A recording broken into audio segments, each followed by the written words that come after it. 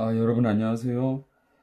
오늘은 수학 익힘 5쪽 일단은 곱셈의 공부할 준비가 되어 있나요? 함께 공부해 보도록 하겠습니다.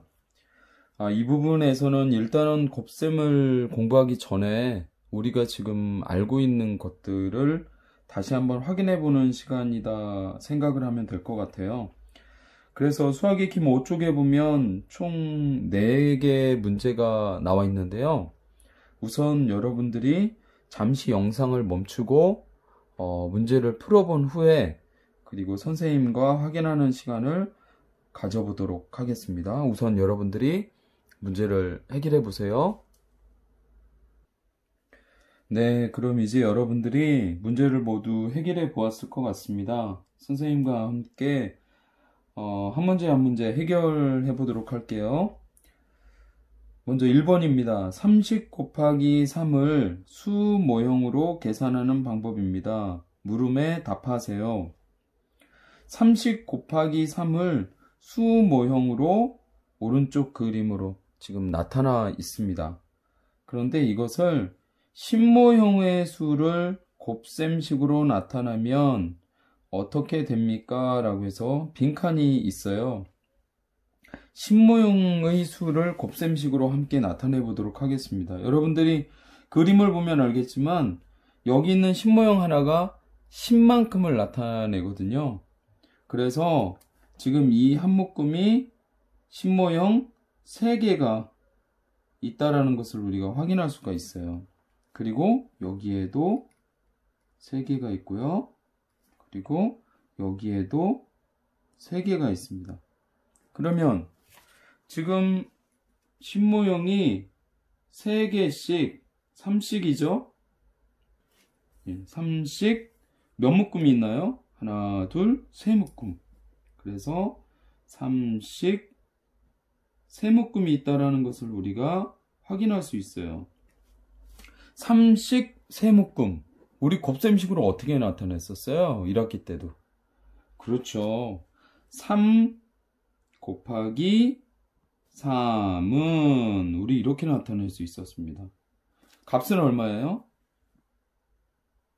9라는 것을 우리가 알 수 있죠. 그래서 신모형의 수를 곱셈식으로 나타내면 3 곱하기 3은 9와 같습니다 라고 나타낼 수 있습니다. 그 아래는 30 곱하기 3은 얼마인가요? 라고 했습니다. 우리가 신모형의 수를 곱셈식으로 나타내 보았더니 값이 9가 된다라는 것을 확인을 했잖아요. 그죠? 그런데 이 9라는 것은 신모형의 수가 9라는 것이거든요. 그렇죠? 그런데 신모형이 나타내는 수, 신모형 하나가 나타내는 수는 바로 10이죠. 그렇죠? 그래서 신모형이 나타내는 수가 10인데 총 몇 개가 있느냐? 9개가 있습니다. 그래서 30 곱하기 3은 그 값이 90이라는 것을 우리가 알 수 있어요. 10을 나타내는 신모형이 9개니까 90이구나 라고 우리가 정리할 수 있습니다. 1학기 때 우리 이런 것에 대해서도 배웠었거든요. 30 곱하기 3을 구할 때 이런 방법으로도 우리 구했었죠. 지금 1의 자리에 있는 0을 이렇게 보내고요. 그리고 3과 그리고 뒤에 있는 3 곱해지는 수의 10의 자리에 있는 3과 곱하는 수의 3을 곱한 값 이것을 이렇게 써주면 그 값이 90이 되는구나 라고 우리가 구했었습니다. 그래서 여러가지 방법으로 구하더라도 값이 90이 된다라는 것을 확인할 수 있어요. 2번 문제요. 수 모형을 보고 곱셈식으로 나타내어 보세요 라고 했습니다. 수 모형을 한번 살펴보도록 할게요. 지금 총 4개의 묶음이 있는데요. 한 묶음 한 묶음에 들어있는 수 모형이 같다라는 것을 우리가 확인할 수 있습니다. 그러면 각각의 묶음은 얼마의 수를 나타내고 있을까요? 10모형이 몇 개예요? 하나, 둘, 셋, 넷. 그러면 40이고요. 그리고 1모형은 하나, 둘, 두 개라는 것을 알 수 있죠. 그러면 한 묶음이 나타내는 수는 바로 42라는 것을 알 수 있습니다. 42가 모두 몇 묶음이 있어요? 하나, 둘, 셋, 네 묶음. 그러면 42씩 네 묶음이 있구나 라는 것을 알 수 있어요. 42씩 네 묶음은 곱셈식으로 42 곱하기 4는 이렇게 나타낼 수 있습니다. 그렇죠? 그런데 가로셈으로 42 곱하기 4로 나타낼 수 있는데 세로셈으로도 우리가 계산할 수 있어요. 42 곱하기 4는 우리 1학기 때 배웠습니다. 그렇죠? 우선 1의 자리는 1의 자리끼리 곱해주고요. 4, 2, 8만큼 구해주고요. 그리고 10의 자리와 1의 자리를 또 곱해줍니다. 4, 4, 16 이렇게 구하면 그 값은 168이 된다는 것을 알 수 있어요. 그러면 그대로 옮겨 볼까요? 42 곱하기 4는 168이 됩니다 라는 것을 우리가 알 수 있습니다. 네, 이제 3번 문제를 살펴보도록 하겠습니다. 네모 안에 알맞은 수를 써 넣으세요. 22 곱하기 3은 이라는 식이 나타나 있습니다. 22 곱하기 3 이라는 것을 수모형으로 우리가 나타내 볼까요? 그림으로 한번 그려보도록 할게요. 22이니까요. 10모형 2개에 1모형이 2개 있습니다. 그런데 이것이 몇 묶음이 있어요? 바로 3묶음이 있어요. 2묶음 그리고 3묶음이요. 22가 22씩 3묶음 그래서 22 곱하기 3 이렇게 됩니다. 그런데 이 22 곱하기 3을 2개의 식으로 나누어서 우리가 값을 구해 보았어요. 위에 있는 2 곱하기 3 이것은 무엇을 나타내는 걸까요? 바로 1모형의 개수를 나타내고 있습니다. 1모형만을 이렇게 표시해 보았더니 2씩 3묶음이라는 것을 알 수 있어요. 다시 말해서 2 곱하기 3이라는 것을 알 수 있습니다. 이 식은 바로 1모형의 값을 구한 거예요. 그러면 2 곱하기 3 얼마가 나오죠? 1은 2, 2, 4, 2, 3은 6 이라는 것을 알 수 있어요. 그러면 6이라는 값을 구했고요. 아래에 있는 2식 곱하기 3 이것은 무엇을 의미하는 걸까요? 바로 10모형의 개수를 의미합니다. 여기 10모형이 2개가 있고요. 여기도 10모형이 2개, 여기도 10모형이 2개가 있습니다. 그래서 10모형들만 이렇게 모아보았더니 10모형 2개씩 3묶음이 있으니까 2식 곱하기 3이 되는구나.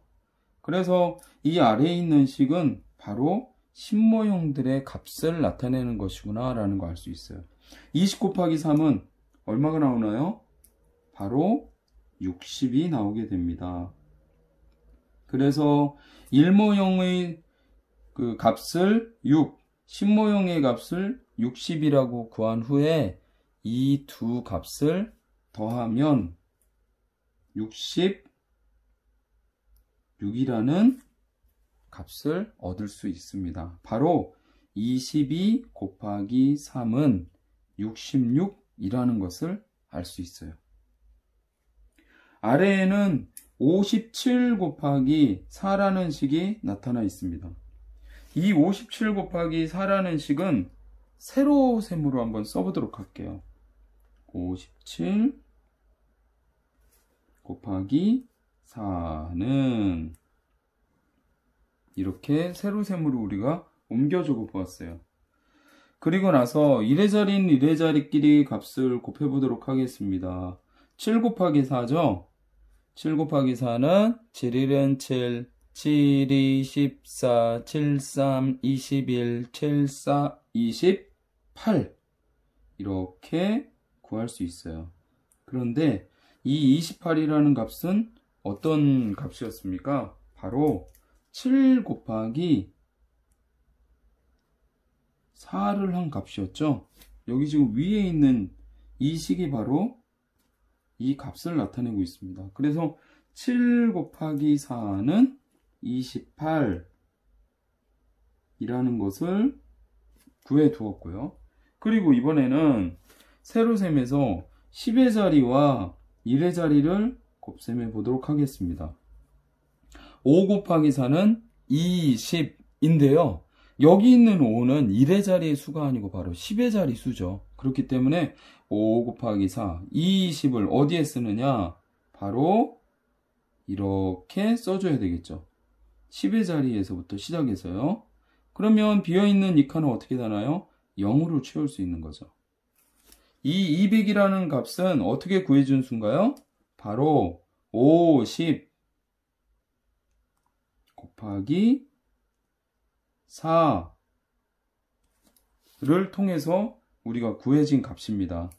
그래서 이 아래에 있는 식 50 곱하기 4는 얼마가 돼요? 바로 200이 된다는 것을 알 수 있어요. 이렇게 쓸 수 있습니다. 그러면 200과 28을 우리가 구했습니다. 그러면 200과 28을 이렇게 더해봐요. 8, 2, 그리고 여기는 2 이렇게 구할 수 있습니다. 최종적으로 우리가 구할 수 있는 값은 228이라는 것을 알 수 있어요. 57 곱하기 4는 228이구나 라는 것을 확인할 수 있습니다. 그러면 이번에는 4번 문제로 가보도록 하겠습니다. 계산 결과를 비교하여 동그라미 안에 부등호 또는 등호를 알맞게 써놓으세요 라고 했습니다. 지금 아래에 두 문제가 이렇게 나타나 있어요. 왼쪽에 있는 문제부터 살펴보도록 하겠습니다. 우선 30 곱하기 4죠. 30 곱하기 4는 1의 자리는 1의 자리끼리 곱해줘요. 0이랑 곱하면 얼마가 됩니까? 0이 돼요. 그리고 10의 자리와 1의 자리를 곱해줘요. 3 곱하기 4는 얼마요? 3, 4, 12 라는 것을 알 수 있습니다. 그래서 구한 값은 얼마요? 120. 30 곱하기 4는 120이라는 것을 알 수 있고요. 이번에는 23 곱하기 5입니다.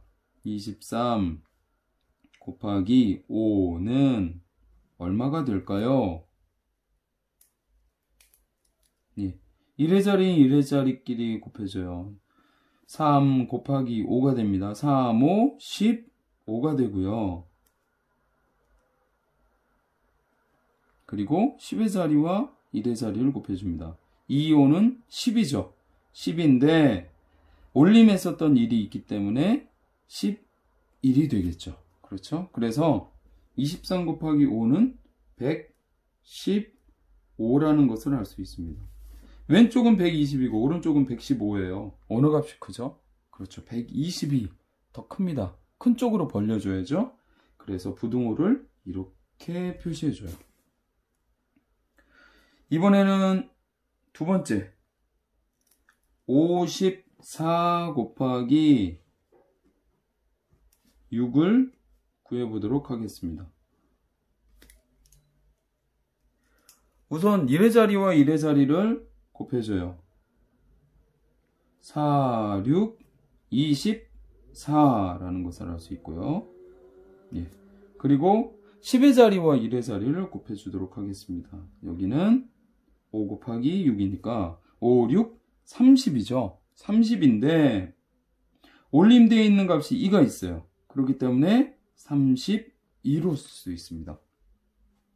54 곱하기 6은 324라는 것을 우리가 알 수 있네요.